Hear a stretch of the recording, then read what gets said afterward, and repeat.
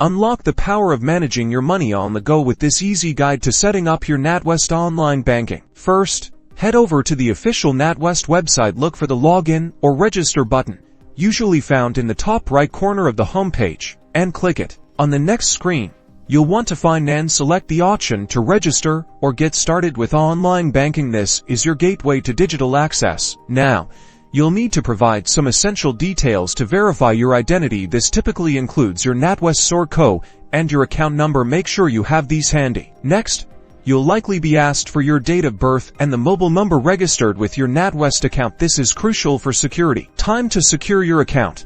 You'll be prompted to create a unique username and a strong, memorable password. Follow the on-screen guidelines for password strength. For an extra layer of security, you'll set up some security questions or choose a memorable word. Choose answers that are easy for you to recall, difficult for others to guess. A verification code will then be sent to your registered mobile phone via SMS. Enter this code into the designated field on your screen to confirm your identity. And just like that, you've successfully enrolled. You should see a confirmation message on your screen. You're now ready to log into your Natwest online banking via the website or the mobile banking app and start enjoying convenient, secure access to your finances anytime, anywhere.